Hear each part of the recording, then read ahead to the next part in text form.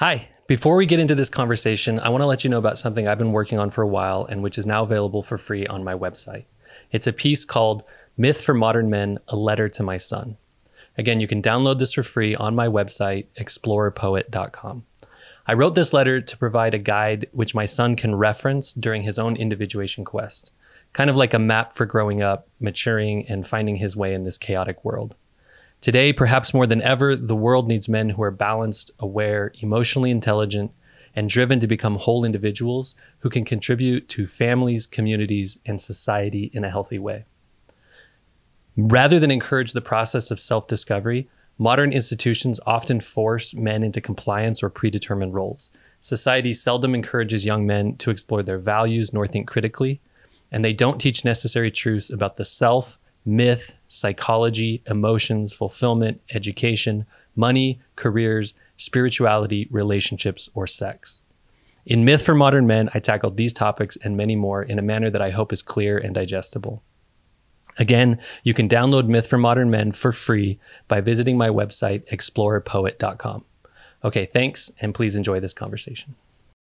Welcome to the Explorer Poet podcast. I'm really excited to chat with you. Thank you so much for the invitation. Yeah, of course.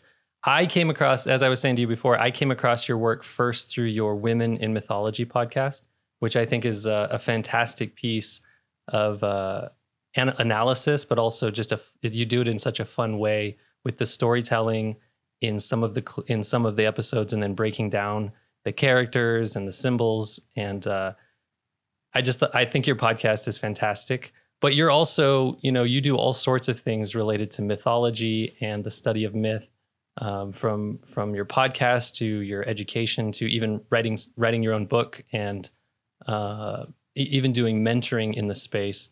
So just to kick this all off, I'm just curious, from your life, your experience, what is it that drew you towards myth, and why has myth stood out to you so much? Well, the way I see myth is that myth amplify and myth inflate our personal lives. It gives us a roadmap. And I think that's what brought me to myth and made me so passionate about myth. There was, I think, early 20s is always a troubled time for most people. And for me, it was, especially being a woman and trying to figure out a path that was fulfilling, that was rewarding, yet a path that was a bit, I would say, outside the mainstream, outside the norm. I was raised in Brazil. There were expectations, cultural expectations around my life as a woman specifically. And myth helped me, I think, fulfill some of the holes, face some of the fears I had, give me courage. It was around the same age I left Brazil as well to do my master's and then work abroad, and life kind of carried itself from there. So myth just really helped me develop myself. It actually came first as a personal interest until I was able to build bridges and become a professional interest. Right. Yeah. Do you? I just want to dig a little bit deeper into that, because did you come across myth as first as just stories that you heard, fairy tale type stories, or was it kind of a religious structure that first introduced you to myth?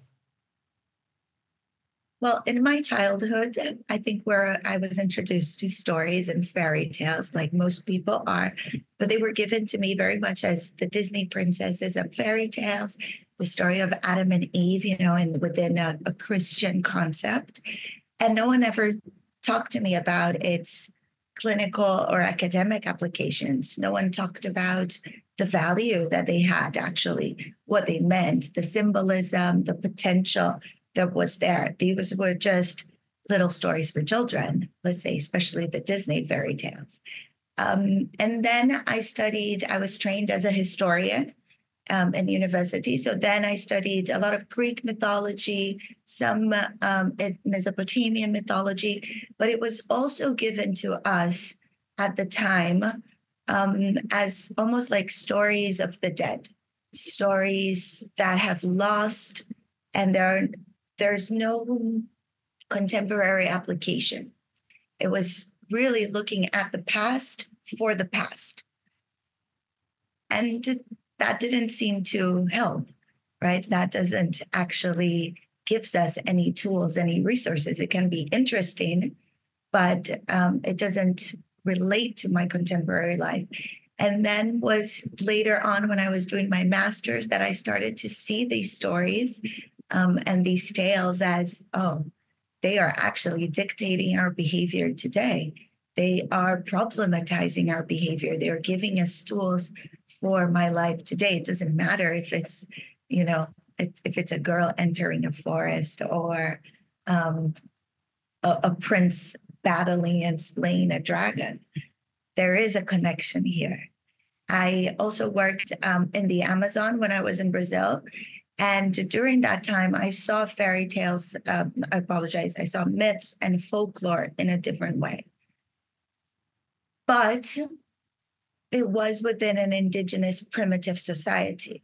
So again, there was a separation there for me. I thought, oh, these myths are alive for them and problematizing their behavior and keeping their kind of scope of knowledge alive.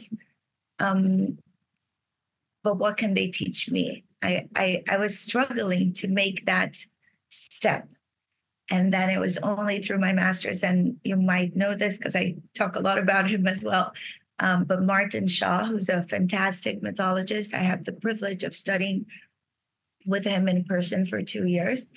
And he's the one who kind of built that bridge. And I had that aha moment. And I was like, so all these myths and all these stories, they're actually speaking to my journey. And then I started making those connections. Right. That's fascinating. So initially it was almost just the stories that were interesting. But I can see how coming from a culture, whether it's just like a societal culture, a national culture, or coming from a religious culture, stories get phrased in certain ways, or they get put into certain buckets, where if it's a fairy tale, it's like a fun fantasy story for children. And then if it's, you mentioned Adam and Eve from the Bible, given the world that I grew up in was very religious. And so that story and all the other stories that follow it in the Bible are very literal. And so it's almost as if that's history, like a physical history that happened.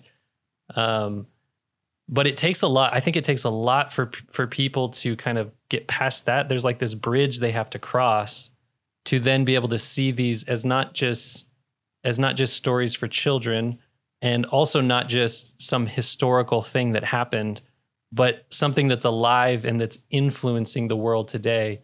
I almost think about it as, we have this idea of biological evolution, where we have genes that slowly change over time to get us to where we are today. And myth or stories seem to be the same thing. They're just slowly changing over time to get us to where we are today. So when we look at, for example, the story of Adam and Eve, I see like a real connection directly back to even stories that were further back, Osiris and Isis.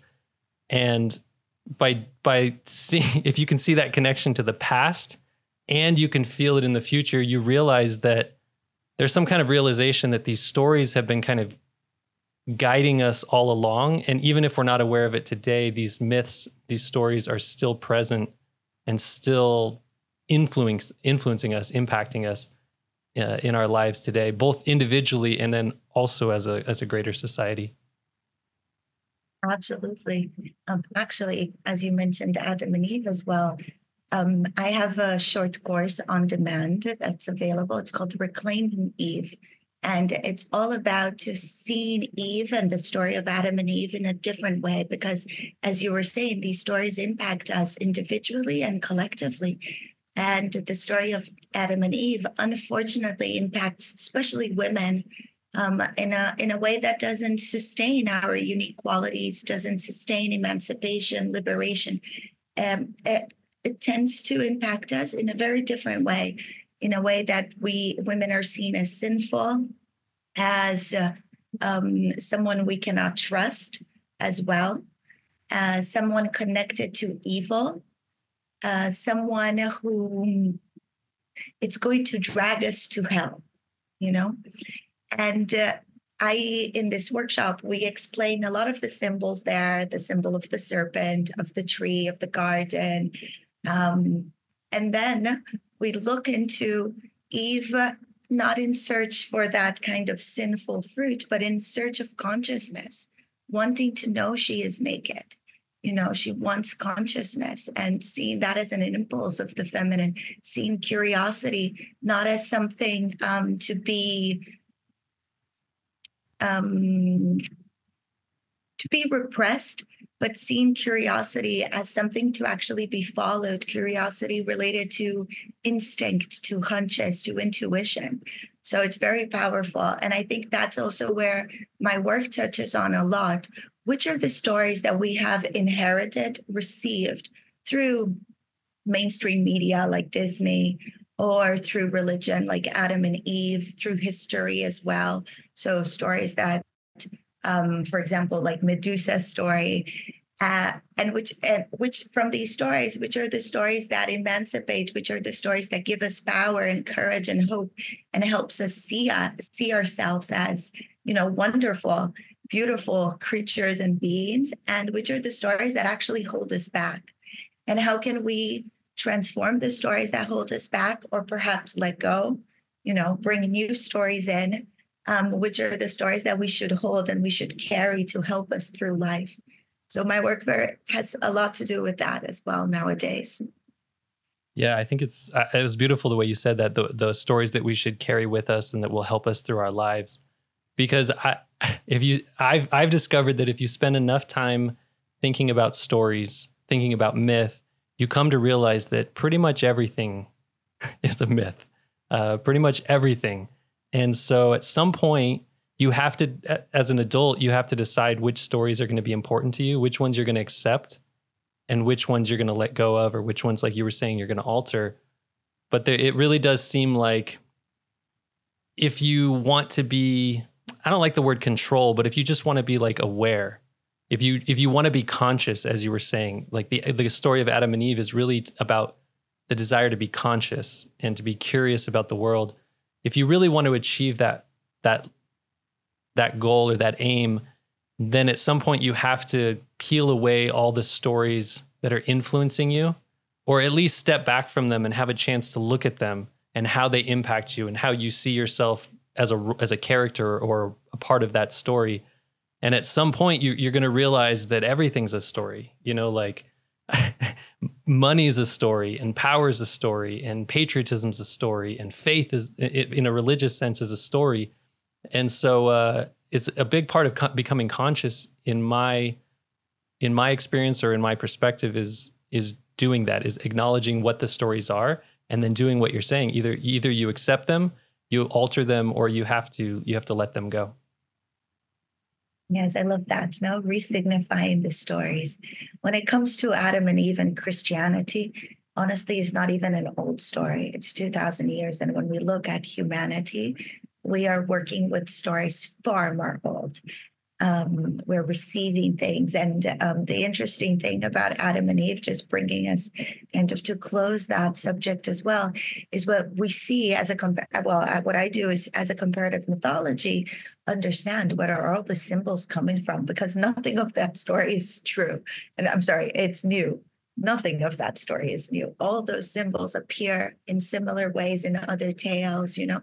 So we look into that and hopefully support women into transforming things that are deep within them. Yeah, I think so. I agree. I want to talk to you about symbols, but before we do that, I want to go back to this idea that you brought up, and we don't have to talk about it in terms of Adam and Eve, but you said that the story is really about Eve's desire to become conscious. And when I think about the evolution of myth, the evolution of like the whole story for all of humankind, it almost seems as if it's just slowly moving us towards a greater level of consciousness, both as individuals, but also as a society.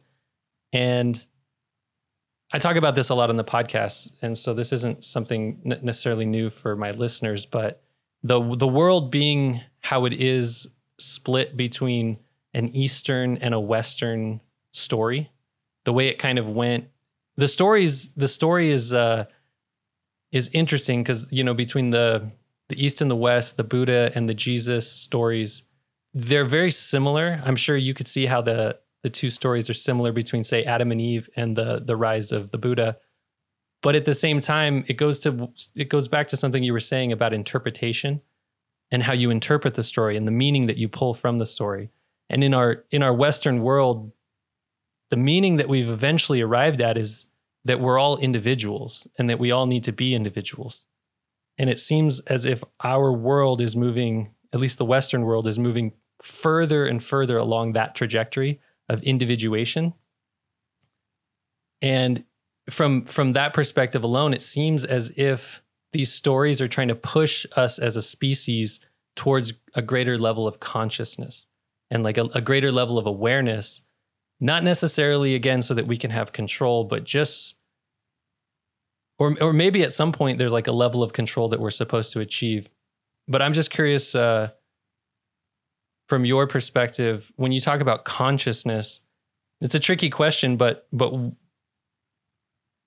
you know, what is consciousness and how close to it are we actually getting with these stories? Well, hopefully a little bit more conscious of at least our lives. I feel that I am a little bit more conscious over my life and my dreams and my desires and what I want. And not just more conscious, but I feel also more capable of asking for it, of working towards it, of dismantling a little bit of the things that hold me back, you know, traumas, any kind of insecurity as well. So I think that really helps. I wanted to touch on individuation that you mentioned, and to see that in Adam and Eve, we really look into the symbolism of the tree. The tree is a symbol of individuation, having the roots in the underworld, having the trunk in our world, and then the leaves and branches in this kind of upper world, and going through the tree. The tree in many things, you also mentioned Buddha, is related to many stories. And Norse mythology, you have it over the 9 worlds. The tree, with the Buddha was enlightened under the tree. And the tree, it's very much related to the feminine every time as well that someone is going to talk about perhaps, I don't know, Mother Earth or something of the earth in that way. The tree tends to be a symbol that is an image that is present. The tree related to the feminine is related to renewal. It's related to the cycles as well, having that winter, having that summer, times of giving, times to go within, very much similar to the cycles of women, depending on the stage of her life through, for example, related to menstruation as well. The tree, and then we go into a fruit tree, a flowering tree. It has also this ability to bloom, to give. It gives in generosity, it gives in abundance as well. Because a fruit tree has a seed, the fruit has a seed, there is also this idea of infinity as well. The seed falls into the ground and new trees come from it. So there's this whole connection of symbolism between tree and feminine and the cycles of the feminine. So Eve, wanting to enter a wild communion with the tree by eating the fruit, how can that, to stop a woman to communing with a wild tree, it's to stop a woman to entering in touch with her own cycles, you know, through her own process of individuation. The fruit itself is just a beautiful symbol. Now, most of the time, the fruit is already compared to the body of a woman, the abundance, and not here a body of a woman that we see in magazines today, the body of a woman like the Venus of Willendorf, that old body, a body that expresses fertility, that expresses abundance. It has the fruit, water, it has earth in it. And it tastes divine on top of that. So it has its time of maturity as well. It's, if you grab the fruit too early, it is not ready.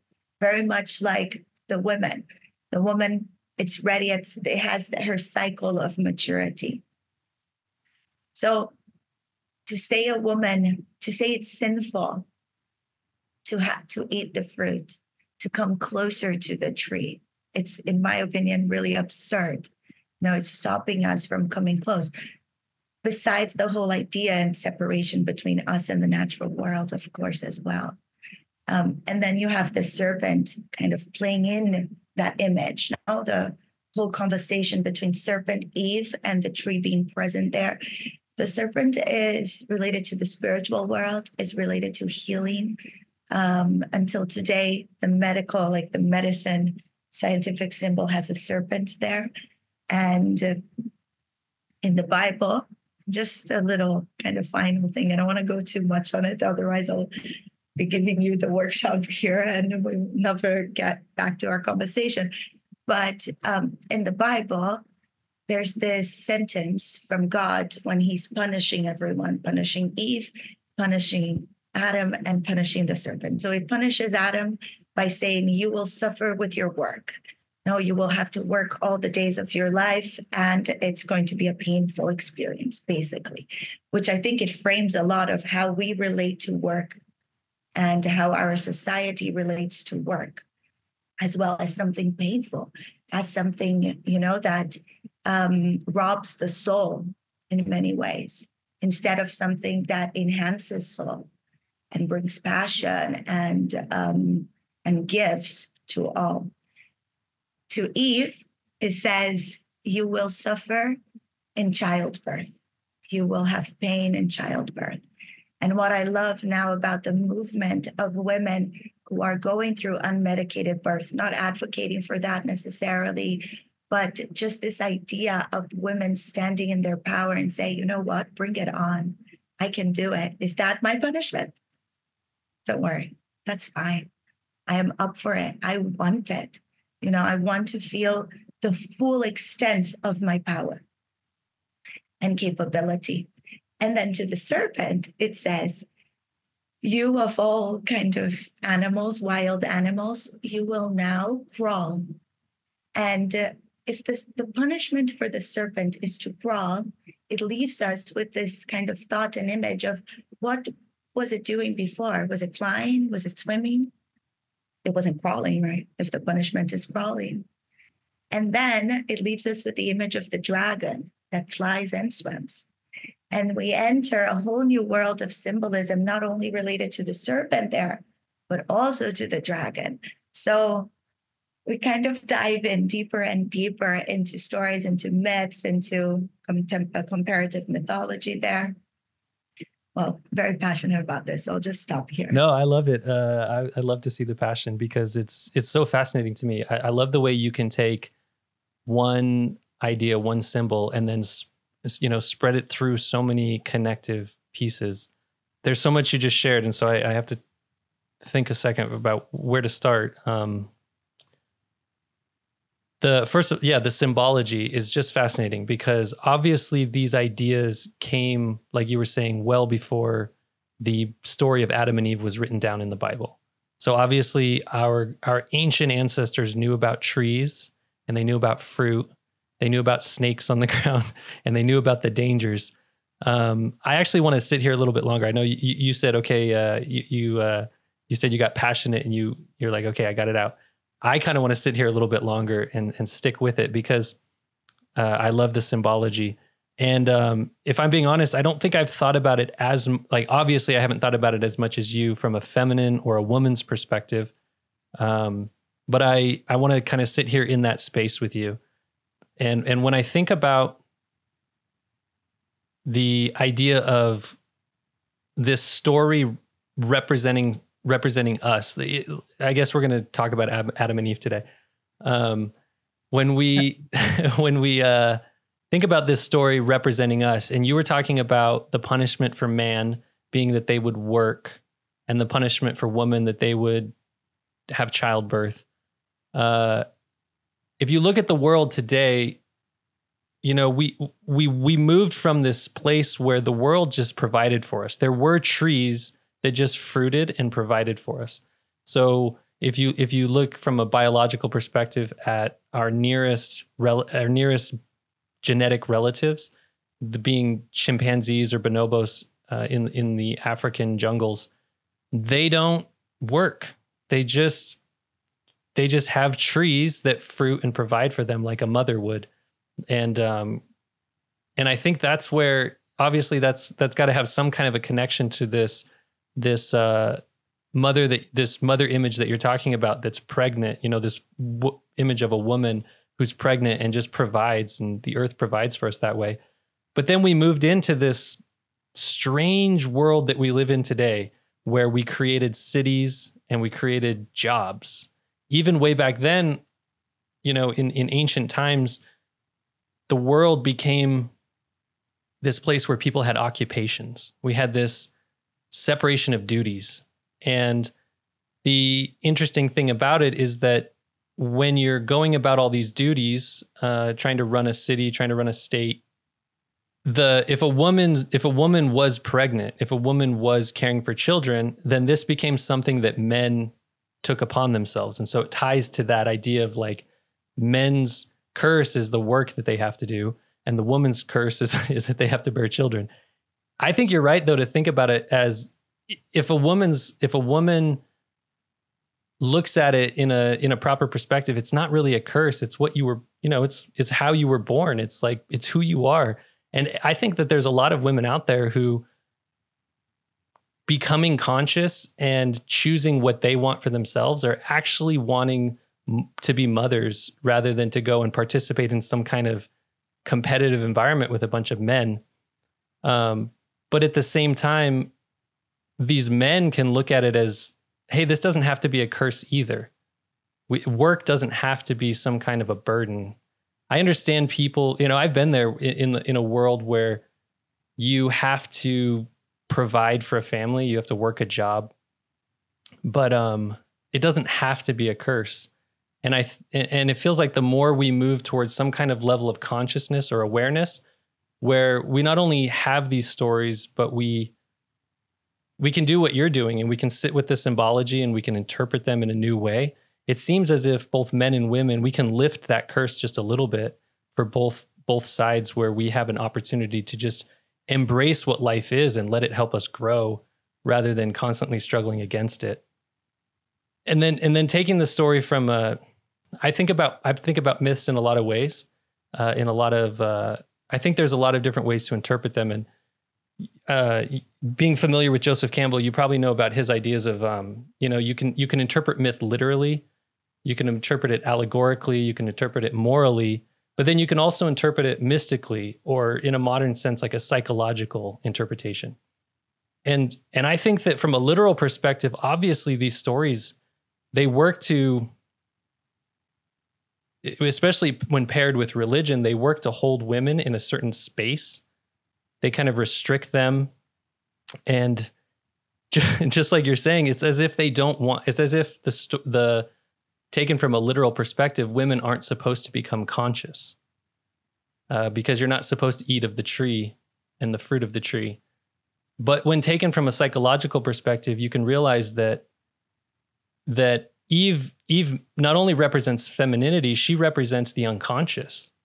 And the unconscious in us all, in society as a whole, seems to be what's pushing us towards more consciousness.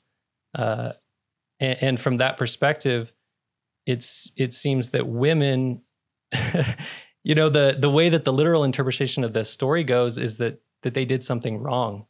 But it seems to me that you always have to do something wrong in order to grow.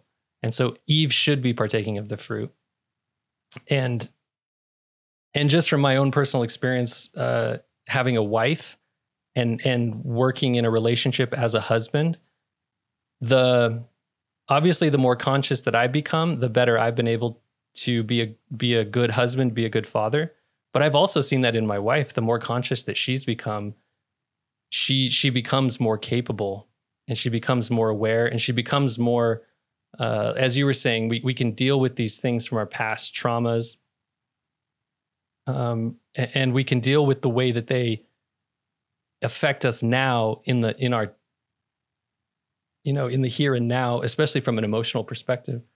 So yeah, I feel like I'm just rambling now, but it's just beautiful how you're able to take all these different symbols and connect them, and that femininity is so important, that it's like it's this process that just exists, this the fruit and the tree and it seems like the same thing as the snake shedding its skin or consuming its own tail. It's just this cycle that just goes and goes, and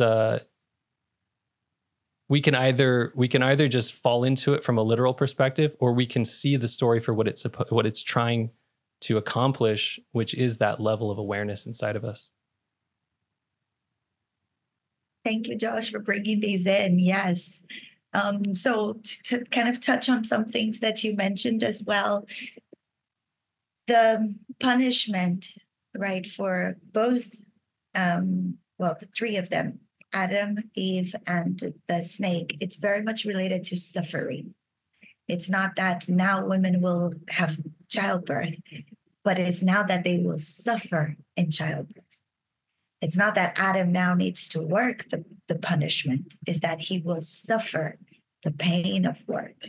So we kind of received, and I believe our society is built on this idea of suffering to gain things. If you're not suffering, you're doing something wrong.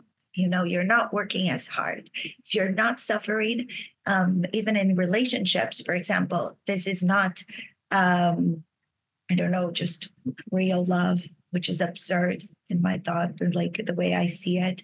And that's why I believe there are so many toxic relationships out there, because there's this idea we need to suffer for someone. In motherhood, if you are not suffering, if you're not exhausted and dragging yourself, and completely going chaotic, you're not being a good mother. You are not doing enough. So there's this idea of suffering. And we have taken, of course, with capitalism and the whole evolution, we have taken it to the extreme. And now the world is suffering. We're all kind of suffering. There are so many syndromes out there. And I believe, as you were saying, it's time to transform this. Martin Shaw says it very beautifully, that there's a difference between having a job and having work. I see the work that I do as work, not as a job. And maybe it's also because I'm an entrepreneur and I'm kind of self-employed and I enter partnerships and projects, but still, it's very much like I dictate where I go with my work. But I also see it as work that I will do my whole life until there's no retirement for me. I love my work. I think it would only enhance with time, with maturity, with experience, instead of seeing as, a job I do from this time to this time, and then I close it and I complain it with others how much I've worked that day. So I think it's also about transforming that. Work in itself, it's not bad. Work, it's actually very rewarding. It can give us purpose. It can give us meaning in life. It can support ourselves and others. And I think the big question is, how can we have work that fulfills us and to fulfill others? Maybe meaning, building a life with meaning instead of a life that is meaningless, is around that. And of course, people will find this in different ways. There are women, for example, that will find meaning through motherhood, or that will find, that, and motherhood is work, right? And there are many other areas of work that are not considered work, that also needs to be elevated, I believe. One of the other things you mentioned that I thought it was interesting to point out, it was Eve as unconscious. And I think that's a great way to see it as well, especially if we're looking from this lens of all genders, because it could also be Eve as the feminine that exists within all of us, regardless of gender. The archetypal force of the feminine, one that is connected to the pursuit of consciousness, of intuition, of being generous, of being nourishing. We all, regardless of gender, have this archetypal force within us. My work, when I say woman in mythology, focused on myths for women, is not just because we look very much in the archetypal force of the feminine, but also of the masculine. How can the archetypal force of the masculine within women serve us? And we also try to dismantle and transform what we call the tyrant masculine into the masculine that is the man with a heart, the masculine we have within us that serves our feminine force. Because the tyrant masculine that we also all have, it's that internal force that enslave us and makes us do. You cannot rest, you cannot do this, that dictates where our creative lives go. So how can we use the masculine within in a way that serves us?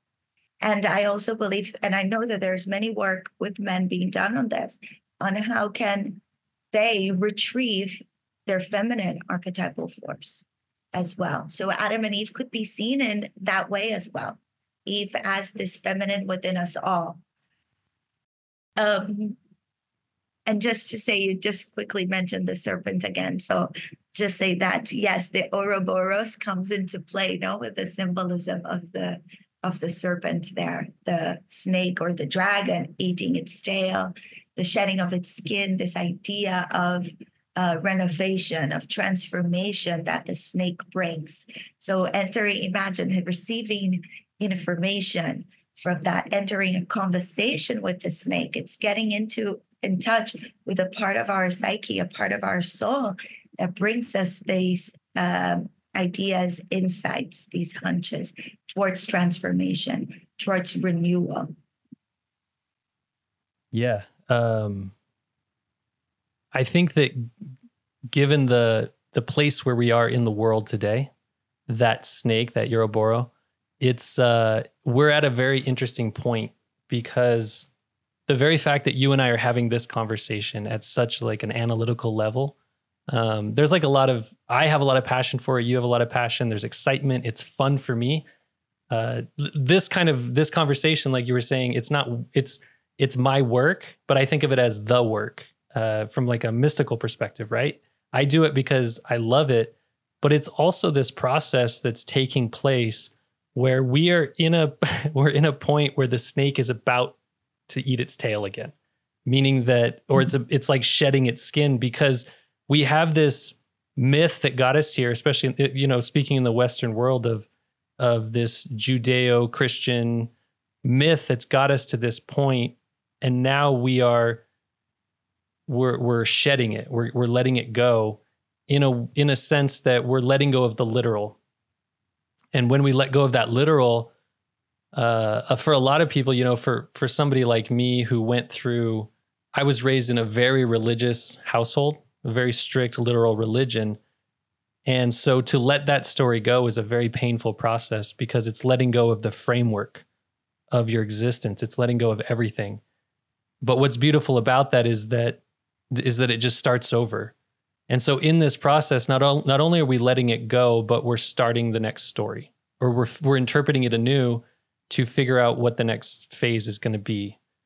But I want to jump back to what you were talking about with suffering, because part of this transformation that the world's going through is this analysis that we're talking about. It's not just taking place in the Western world. We're not just analyzing our stories and our fairy tales, our myths, but we're also looking a lot into the Eastern world. And when you talk about suffering, the way you framed it, I don't know if I really thought about it in those terms, but I think you framed it really well, that suffering was the punishment, but that's like, you don't have to take that from a literal perspective. Now in the Eastern world, though, suffering it's just like the punishment for existing, as if just for simply existing, you have to suffer. And so from that perspective, the Buddha, when he sat beneath the Bodhi tree, what he was trying to do was abolish suffering within himself. He's like trying to get to a state where there is no suffering. Whereas I think we're doing the same thing in the West. We're trying to get to a state where there is no suffering. It's just that in the East, they want to do it through letting go of all desire. And in the West, we want to get to a point where we can actually control it and it's this work where we're like putting in all this work, trying to figure this out. But if we can just let go of some of the ideas and some of the stories and some of the requirements of those stories, just existing in the moment, doing something that you want to do that moves you towards consciousness, it's as if you've already released yourself from the suffering. Because if you enjoy it, if you appreciate it, then, there's always going to be physical pain. There's always going to be a little bit of boredom. There's always going to be things like this that we can't avoid. But the very way that we frame those things, the way we think about them, that's where the suffering comes in. And I think that this analysis and this merger of these different ideas is actually moving us towards a different state as like a species, as humans. And a big part of that is what is the work that you're doing, where we're realizing the perspective of men and women, and we're realizing the inherent archetypes that we have inside of us that are both masculine and feminine, and how we need to balance them out, and they need to be there for each other, with not one or the other being more dominant. In a sense, we need men who can have feminine moments, and we need women who can have masculine moments. Something like that, I guess.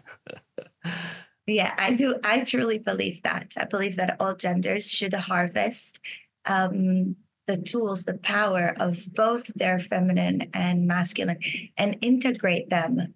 And rather than, I'm having a feminine, just only feminine here space, but one that is fully integrated, it will become actually something very new, something different. I always say that to my participants in sessions when we're working with these two ideas, rather than keeping them separate, the feminine and the masculine. It's really about bringing it together and transforming anew. Just like when men and women have a child, this child is this new self that is being born in the soul, in the psyche. In myth, when we see someone pregnant, a child being born, this is a new self is being born. Another way of seeing it as well is if you mix the color blue and the color yellow, it will become the color green. It is not going to become a bluish yellow. You know what I mean? It's a whole new thing that comes forward. So it's a new self that is born once feminine and masculine are integrated. And I love that. I think we should be walking around with this integrated self. But of course, much more difficult done than said. And it's a process. No, it's really a walk. It's a work of a lifetime. And to bring to the thing you were talking about, suffering. Unfortunately, I think our world is built on it. Not just the West, the East as well. And now, like, I've lived for 2 years in Thailand and then 5 years in China. And what I've seen was that actually the Christian world is present there very much. I've seen as well capitalism in a way, China in a way that is like actually ahead of what we experience in the West when it comes to consumerism, when it comes to, your suffering. Well, by this, fill the empty holes with this material thing. That is. So I think even capitalism is built on this idea of suffering. We're all suffering. And what's going to heal us, what's going to fix us, it's consuming all these things.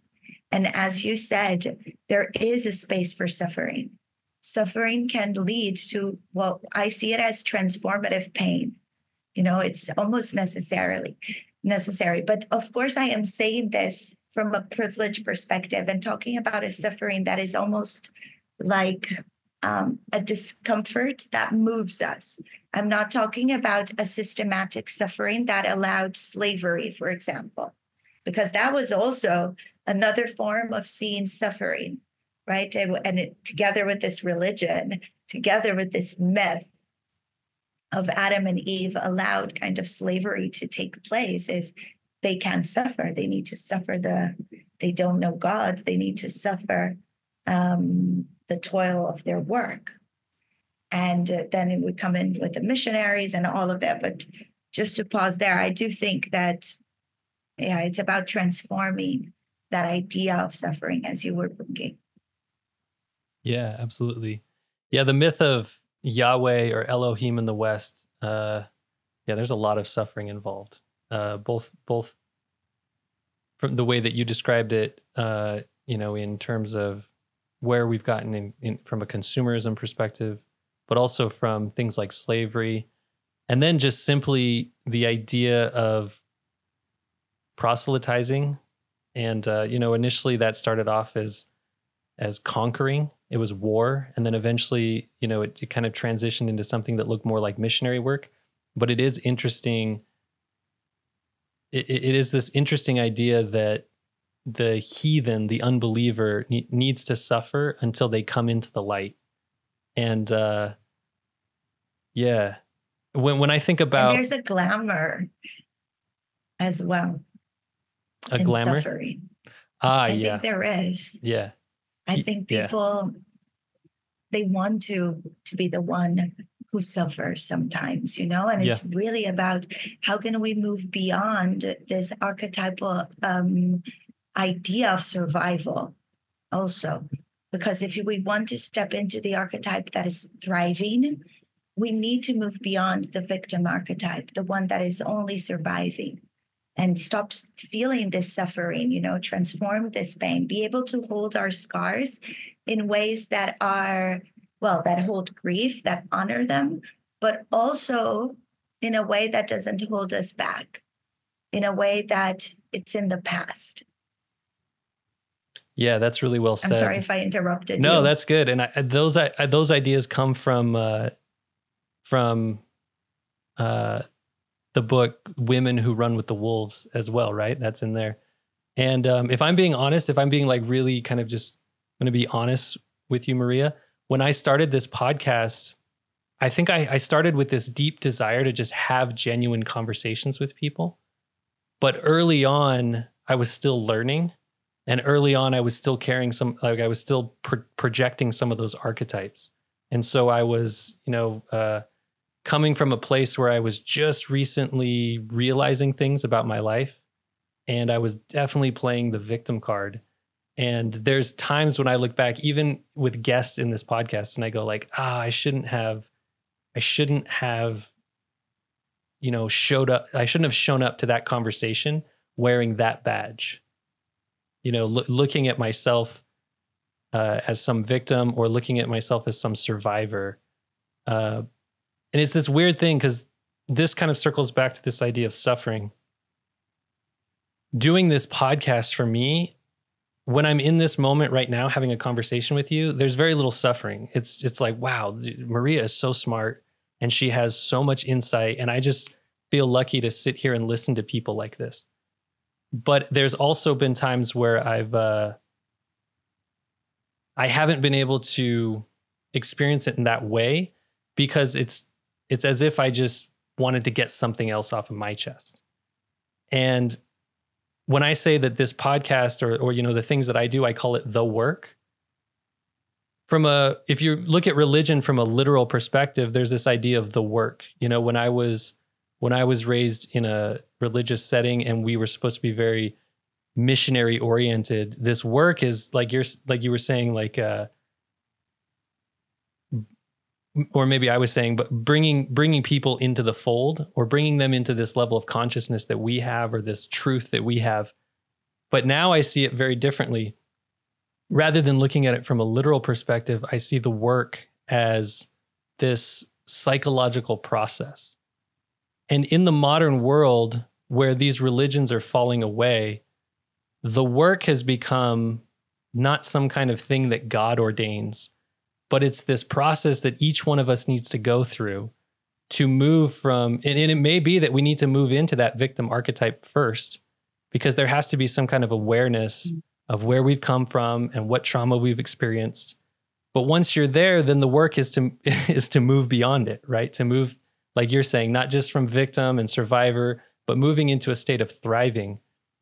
And I can just say that doing this alone, doing this podcast, having conversations with people like you, where I have to prepare and I have to sit down and I get to sit down and listen, I felt myself unintentionally, I felt myself move through these processes.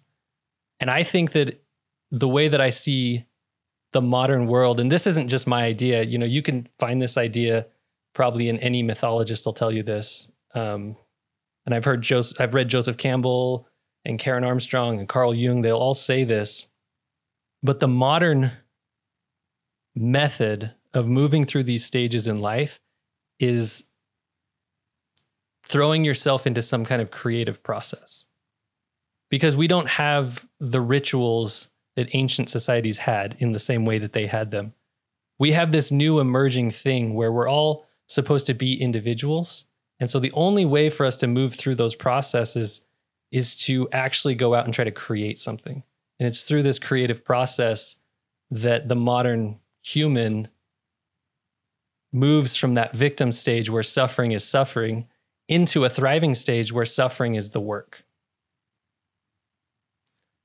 And I love that. Yeah, Josh, that's thank you for sharing that with me. Yeah. And your personal journey as well, you know, with this space, with this container and in your life. And as you said, yes, we need to go through the survival phase. We need to see as well, there's a part as well for seeing ourselves as victims, understanding what happened.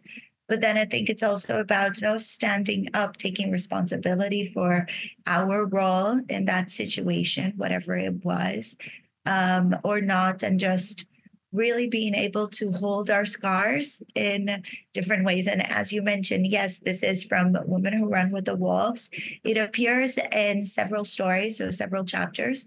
The one that I think it's very strong, the two stories that kind of hold these ideas very strongly is The Ugly Duckling, who is Christian Andersen. So basically a story that was also given to children worldwide, and most listeners might be familiar with it.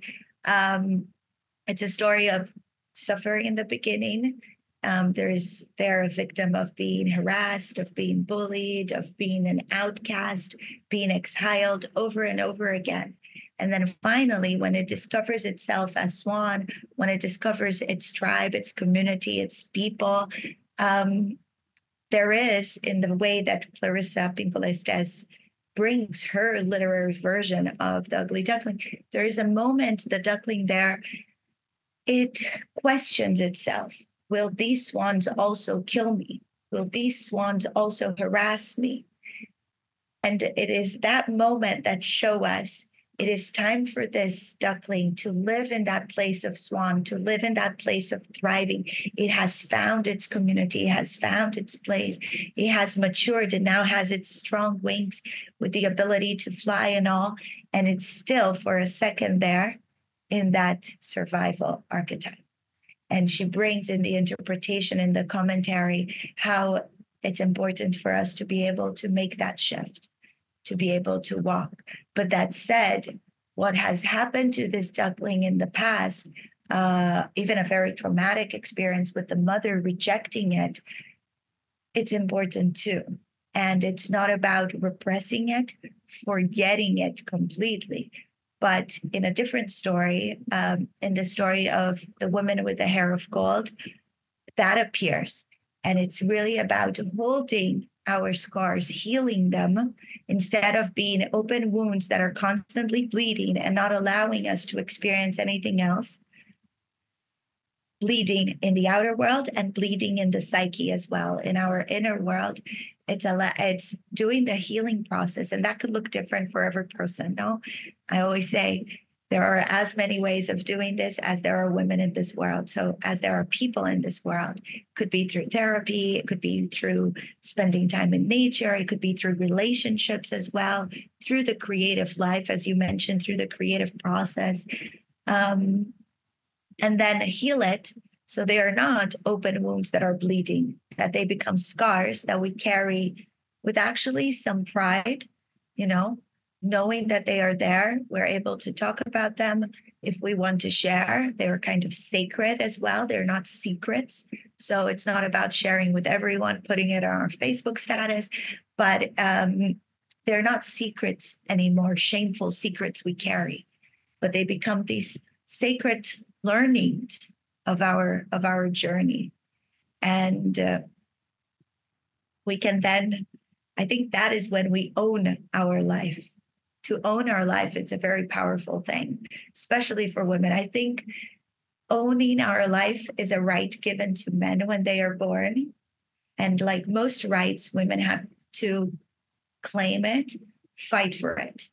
And the right to own our life is something we need to fight kind of tooth and nail for it, because it's given to us so many limitations at birth, and the way that we are raised, sometimes by our parents, by the religion, by school, by culture, that we need to kind of dismantle all of that to feel we own it, that we can claim that. And to connect with the creative process, you said what Clarissa calls the creative life. That's such an important pathway to owning our life. And she says the creative life feeds us in many ways: mental, spiritual, physical, emotional, and financial. So if one wants liberation, emancipation, this idea of owning our life, finding the creative life, kind of searching for the impulses that lead us to create, it's a way to go. It's a good start. Yeah, absolutely. And I think that for a lot of people, me included, it's going back to myth, this idea of being reborn, this idea of whether it's resurrection or reincarnation, or even if you look at the Christian sense of baptism and being reborn, you become like a child again. And these impulses and these intuitions come back to you. And this time, instead of suppressing them because of what culture said, what your mom and dad said, what education said, this time, instead of suppressing them, you just listen to them and you follow them.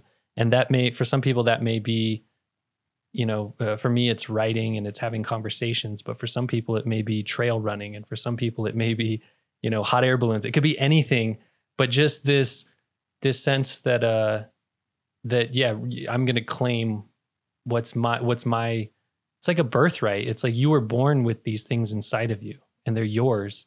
And to deny them is to deny a part of you. Just like you were saying, I love the way you were talking about having scars and being proud of them and being able to carry them and talk about them.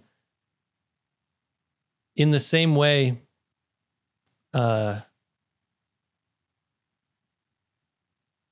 when we go through this process, I think that we've talked a lot about consciousness, and we've talked about integration. We've talked about individuation.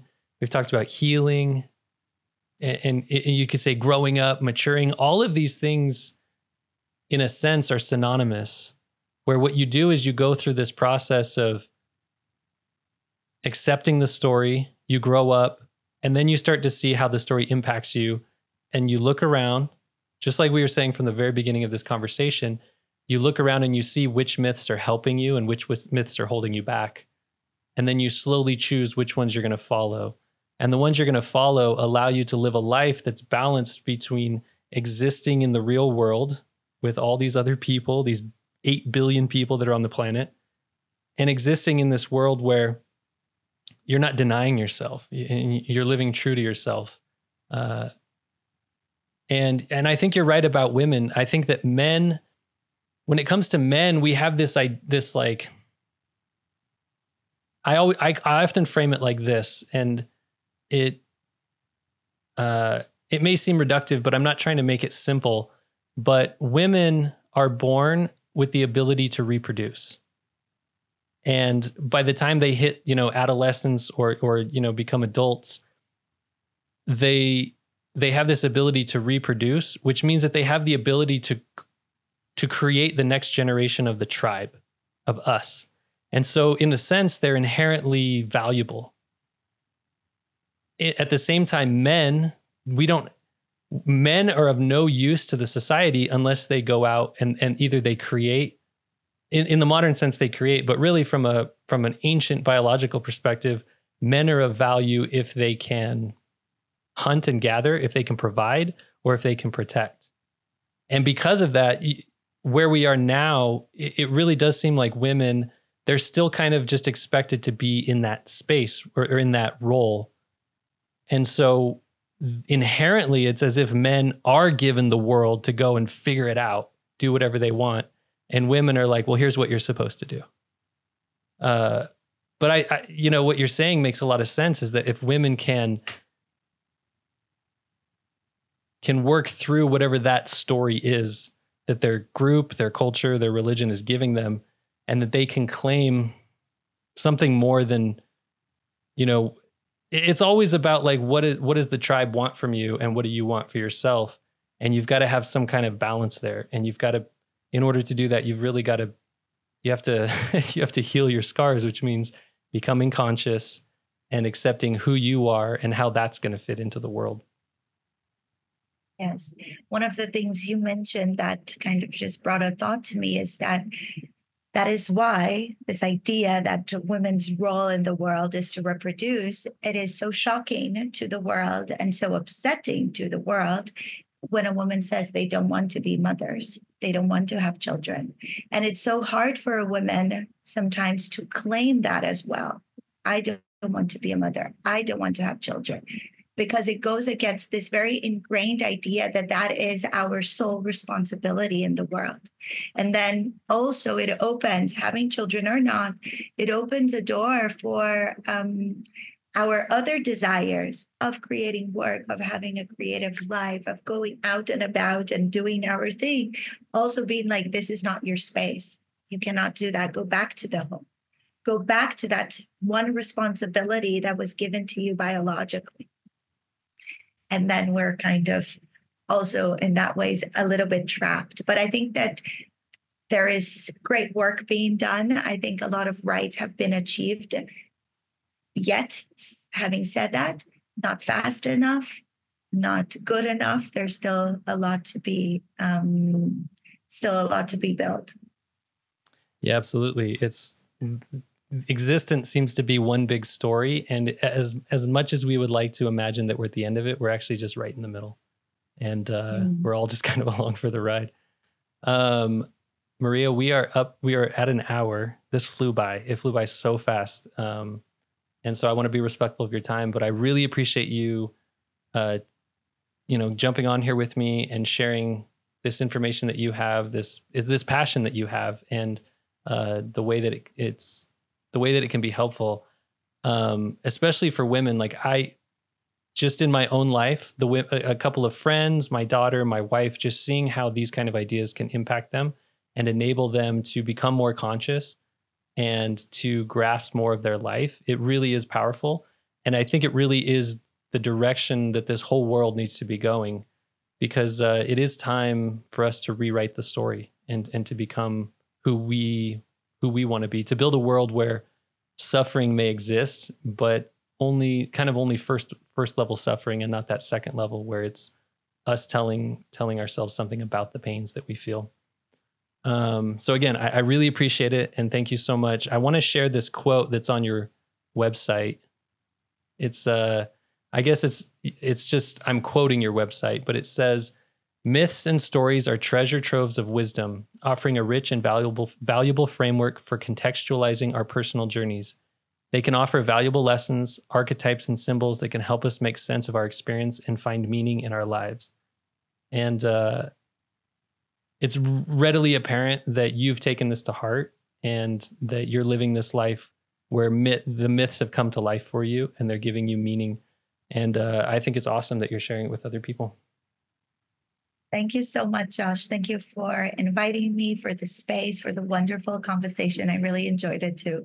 Time flew by on my side as well. And I loved it.